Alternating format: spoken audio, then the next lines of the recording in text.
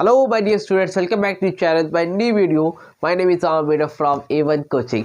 तो बेटा आप सबकी बहुत ज़्यादा रिक्वेस्ट थी कि चैप्टर नंबर 12 सर आप कब कराएंगे, क्योंकि लास्ट ईयर ये चैप्टर आपके सिलेबस में नहीं था। तो आज हम लोग स्टार्ट करेंगे चैप्टर और वन शॉट करेंगे और आज ही इस चैप्टर को कंप्लीट भी कर देंगे। तो चैप्टर का नाम है industrial relations, trade unions and social securities. तो बहुत ही सिंपल सा चैप्टर है और सिलेबस में पूरा है भी नहीं, जितना सिलेबस में उतना करेंगे और जल्दी से चैप्टर को कंप्लीट कर देंगे। तो चलो देखते हैं भाई कि इसमें सबसे पहले क्या देखना है। सबसे पहले जो देखना है बेटा जी इसमें हम लोगों को, उसका नाम है मीनिंग ऑफ इंडस्ट्रियल रिलेशन, कि इंडस्ट्रियल रिलेशन का मतलब क्या होता है। देखो चैप्टर में लिखा भी ना इंडस्ट्रियल रिलेशन, तो इंडस्ट्रियल रिलेशन का मतलब क्या होता है। देखो हम लोग क्या करते हैं, इंडस्ट्री में काम करते हैं। तो इंडस्ट्री में क्या होता है, देखो टॉप मैनेजमेंट भी होता है। टॉप मैनेजमेंट तो ओनर लोग होते हैं, मालिक जो होते हैं वो होते हैं ना, मालिक मतलब जो ओनर होते हैं, जो बॉस होता है हमारा बेटा, उसको हम लोग बोलते हैं एम्प्लॉयर। क्या बोलते हैं हम लोग उसको, एम्प्लॉयर, ठीक है। और जो वहाँ पर जॉब करते हैं उनको हम लोग क्या बोलते हैं बेटा, एम्प्लॉयज़, ठीक है। तो एक बिजनेस में एम्प्लॉयर और एम्प्लॉयज़ के बीच में एक अच्छा रिलेशन होना बहुत ज़रूरी है। अगर एम्प्लॉयर अच्छे से ट्रीट नहीं करेगा एम्प्लॉयज़ को, या एम्प्लॉयज़ सही से काम नहीं करेगा, तो कभी भी हमारा इंडस्ट्रियल सेक्टर, कोई भी बिजनेस, कोई भी कंपनी ग्रो नहीं कर सकती है जब तक एम्प्लॉयज़ अच्छे से काम नहीं करेगा और जब तक एम्प्लॉयर्स उनको एज अ फैमिली ट्रीट नहीं करेगा, एक अच्छे से उनको एक फेयर, अच्छा वेजेस, अच्छी सैलरी वगैरह नहीं देगा। तो एम्प्लॉयर और एम्प्लॉयज़ के बीच में क्या रिलेशन होता है, उसी को हम लोग क्या बोलते हैं बेटा, इंडस्ट्रियल रिलेशन। क्या बोलते हैं, इंडस्ट्रियल रिलेशन। तो देखो क्या लिखा है, industrial relation mean the relationship between employers, employer के बीच और एम्प्लॉयज इन इंडस्ट्रियल ऑर्गेनाइजेशन। किसी भी इंडस्ट्रियल ऑर्गेनाइजेशन में एक एम्प्लॉयर और एम्प्लॉयज के बीच जो रिलेशन होता है उसको हम लोग बोलते हैं इंडस्ट्रियल रिलेशन। समझ में आ रही बात, क्लियर हो रही है। क्योंकि बेटा एक कोई भी इंडस्ट्री हो, कोई भी हो, तो वो सबके साथ चलती है। एक अकेला मालिक कोई कुछ नहीं कर सकता जब तक उसके साथ में काम करने वाले लोग नहीं करेंगे। तो जो आपके एम्प्लॉयज़ है, जो आपके लेबर है, उनके बिना आप इनकम्प्लीट हो। कभी भी आप कोई बिजनेस करो, इस चीज़ को याद रखना कि आप चाहे जितना पैसा लगा लो, जब तक आपके एम्प्लॉयज़ अच्छे से काम नहीं करेंगे आप कभी भी बिजनेस में ग्रो नहीं कर पाओगे। तो एक एम्प्लॉयर और एम्प्लॉयज़ के बीच जो रिलेशन होता है उसको हम लोग बोलते हैं बेटा इंडस्ट्रियल रिलेशन। क्या बोलते हैं, इंडस्ट्रियल रिलेशन। तो सिलेबस में आपके इंडस्ट्रियल रिलेशन की सिर्फ और सिर्फ मीनिंग है और उसके बाद आपका ऑब्जेक्टिव है। तो अब जल्दी से ऑब्जेक्टिव देखते। कॉमन सेंस से समझ सकते हो कि इंडस्ट्रियल रिलेशन में एम्प्लॉयर एम्प्लॉयज के बीच में क्या, क्यों ऐसा क्या है, क्यों रिलेशन अच्छा होना चाहिए, उसका मकसद क्या है, उसका रीजन क्या है। Number 1, to develop and maintain good relation between management and labour. मतलब डेवलप करने के लिए गुड रिलेशन किसके बीच में भैया, आपके मैनेजमेंट और लेबर के बीच में अच्छा रिलेशन रहे, तो उसको डेवलप करने के लिए इंडस्ट्रियल रिलेशन की ज़रूरत है। Number 2, to safeguard the interests of labor as well as management by securing the highest level of mutual understanding and goodwill between all section industry।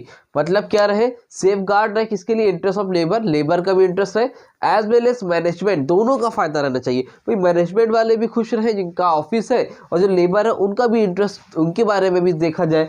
Bye securing the highest level of mutual understanding, मतलब mutual understanding के basis पे दोनों की जो भी need है वो क्या रहे, पूरी रहे। भाई दोनों के बीच में रिलेशनशिप अच्छा रहेगा तो एम्प्लॉयज भी खुश है और आपका जो मैनेजर है, मैनेजमेंट है, वो भी खुश है। ठीक।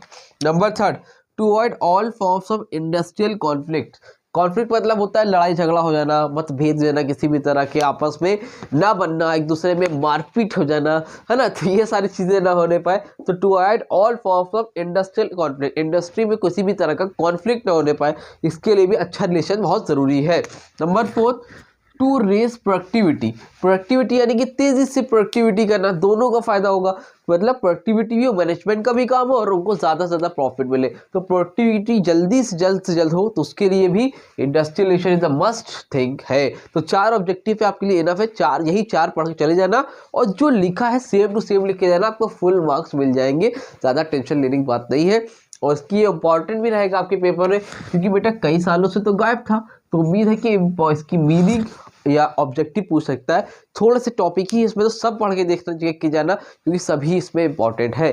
नेक्स्ट टॉपिक है बेटा मीनिंग ऑफ ट्रेड यूनियन। क्या है मीनिंग ऑफ ट्रेड यूनियन? अब ये ट्रेड यूनियन क्या होता है आप समझो। देखो ट्रेड यूनियन मूवी वगैरह आपने देखा होगा, जहाँ पर लेबरों का यूनियन होता है। मतलब देखो अब आप ये एक बॉस है, ये एक आदमी है जिसका नाम है मिस्टर राहुल। जो राहुल जी है वो क्या है, बॉस है, एक कंपनी के मालिक है बेहतरीन। और ये एक कंपनी है, मतलब ये फैक्ट्री है जहाँ पर कई वर्कर काम करते हैं। ठीक है, ये कई वर्कर काम करते हैं। अब मिस्टर राहुल इन लोग से काम बहुत कराते हैं, टाइम पे इनको सैलरी नहीं देते, सैलरी टाइम पे नहीं देते हैं, है ना। लेट आने पे फाइन लगा देते हैं। मतलब हर तरह से इनका एक्सप्लॉयटेशन करते हैं। किसका? जो भी आपके एम्प्लॉयज़ वगैरह ना, उनका क्या करते हैं, एक्सप्लॉयटेशन करते हैं, चीट करते हैं। गवर्नमेंट ने कुछ चीज़ें कोई नई स्कीम ला दी, जिससे जो एम्प्लॉयज़ है उनका क्या हो रहा है, नुकसान हो रहा है। तो जो एम्प्लॉयज़ है, एम्प्लॉयज़ कह सकते हैं, जो लेबर है, जो वर्कर है, तो वो क्या करते हैं, अपना एक यूनियन बना लेते हैं। क्या बना लेते हैं? यूनियन बना लेते हैं। अब जो इनके नीचे इतने ढेर सारे लोग हैं, 1 2 3 4 5 6 7 8 9 10 11 12, इस तरह के न जाने कितने लोग वर्कर काम करते हैं। जितना बड़ा बिजनेस उतना ज़्यादा काम करने वाले। जितने लोग काम करते हैं तो वो अपना एक क्या बना लेते हैं, यूनियन बना लेते हैं। यूनियन मतलब एकता। आप कभी भी देख रहे हो, आप अकेले जाओगे तो आप मार खा के चले आओगे। अगर कहीं से लड़ाई करने जाओ अकेले जाओगे तो मार खा के चले आओगे। लेकिन अगर आप 20 लोग जाओगे लड़ाई करने तो आपको कोई भी इतनी आसानी से मार नहीं पाएगा। तो इसी तरह यूनियन बना लेते हैं कि अगर इन केस कभी भी कोई बात होती है तो वो सब के सब क्या कर देंगे, साथ में स्ट्राइक कर देंगे। आपने देखा होगा अभी प्राइवेटाइजेशन हो रहा था, मोदी जी जो है हमारे प्रधानमंत्री जी जो है वो उन्होंने क्या किया था, रेलवे को प्राइवेटाइजेशन कर रहे थे, या अपने जो बिजली विभाग है ना, UPPCL, तो वहाँ पे भी क्या हो रहा था, प्राइवेटाइजेशन किया जाता, हर चीज़ प्राइवेट वालों को दी जा रही थी। तो उन्होंने स्ट्राइक की थी कि नहीं, ऐसा नहीं होना चाहिए। तो जब कभी भी जनता को लगता है ना कि कुछ गलत हो रहा है तो वो स्ट्राइक करते हैं या धरने पे बैठ जाते हैं। तो अकेले बैठेंगे तो मार के भगा दिए जाओगे। जब कई लोग बैठते हैं रोड पे तो कोई भगाता है? नहीं भगाता है। उसी तरह आप भी बैठोगे भैया तो आपको कोई भगाएगा नहीं। तो सिंपल सी लैंग्वेज में बात करें, ट्रेड यूनियन का मतलब होता है लेबरों का यूनियन। जब एक साथ कई लोग मिल के जाते हैं उसको हम लोग बोलते हैं ट्रेड यूनियन। तो trade union seeks to protect and promote the interest of worker. जो वर्कर्स के सीक्स टू प्रोटेक्ट प्रमोट, जो वर्कर के इंटरेस्ट को प्रमोट करे, प्रोटेक्ट करे, उसको हम लोग बोलते हैं ट्रेड यूनियन। समझ में आ रही बात? क्लियर हो रही है? आसान है ना? जल्दी से स्क्रीनशॉट ले इसका। फिर हम लोग इसके फंक्शंस देखते हैं ट्रेड यूनियंस के क्या क्या होते हैं। जल्दी से स्क्रीनशॉट लो।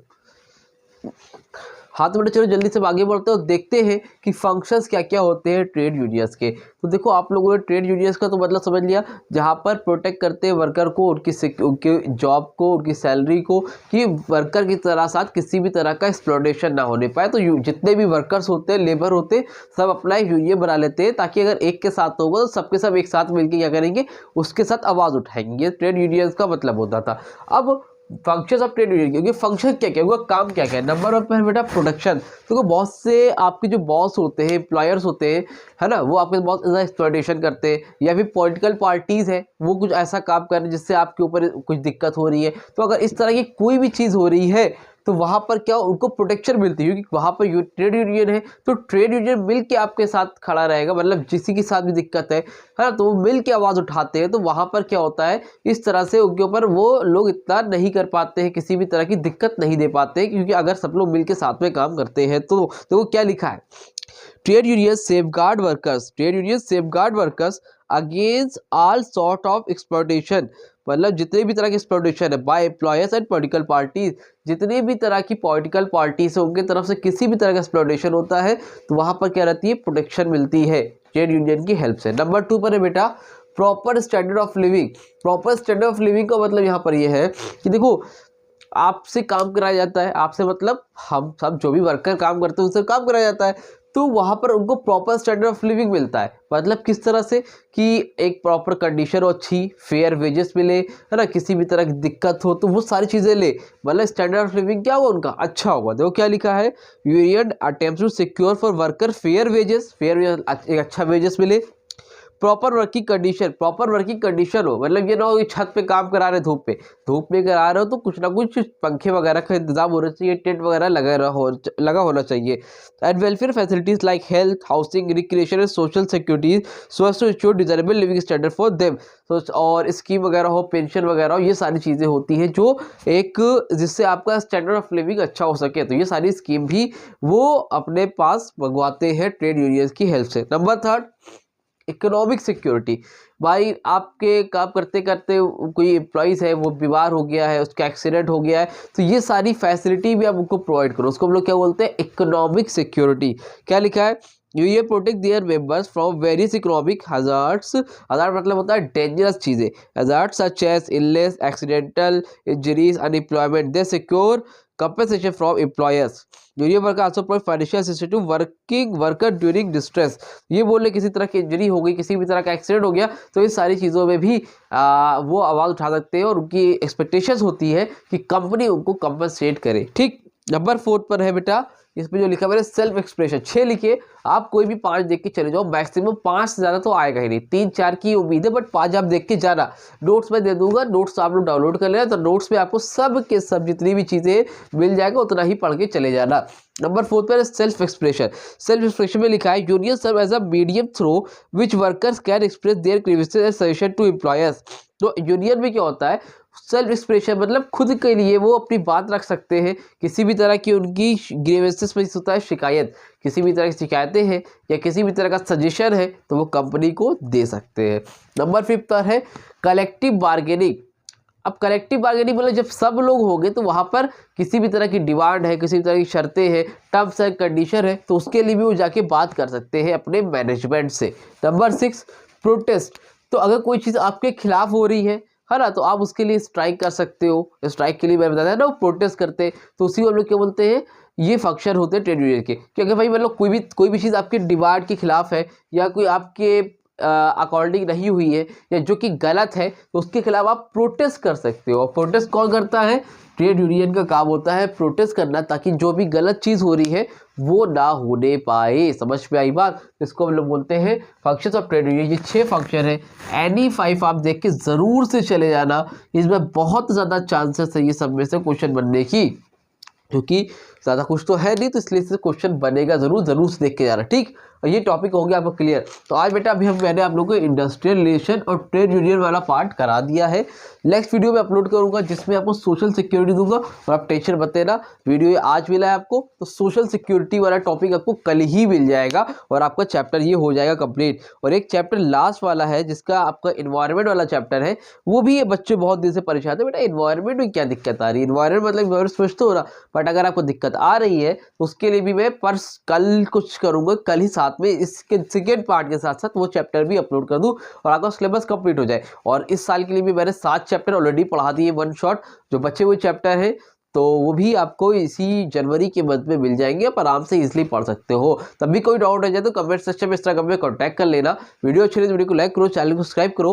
पार्ट 2 आपको बहुत जल्द ही मिलेगा, परसों मिल जाएगा, बट एटलीस्ट तब तक परसों आने तक एटलीस्ट 100 व्यूज़ तो आ जाने चाहिए। तो जल्द से जल्द 100 व्यूज़ करो और पार्ट 2 मैं आप लोगों के लिए लेकर आता हूँ, ठीक है। और ज़्यादा से लोगों को शेयर कर देना बेटा। वीडियो अच्छी लगी तो वीडियो को लाइक करो, चैनल को सब्सक्राइब करो। आप लोग लाइक नहीं करते हो यार, लाइक करो, कमेंट करो। जितने ज़्यादा लाइक कमेंट आएंगे उतना मोटिवेशन मेरे को भी मिलेगा, और जल्द से जल्द आप लोगों के लिए मैं वीडियो लाता रहूँगा। और कोशिश कर रहा हूँ मैं आप लोगों के लिए बहुत अच्छा सरप्राइज देने का, कि हिस्ट्री ज्योग्राफी भी आप लोगों के लिए लाने की पूरी कोशिश है मेरी। तो हो सकता है हिस्ट्री ज्योग्राफी की वीडियो आपको 1-2 दिन के अंदर मिलना स्टार्ट हो जाए।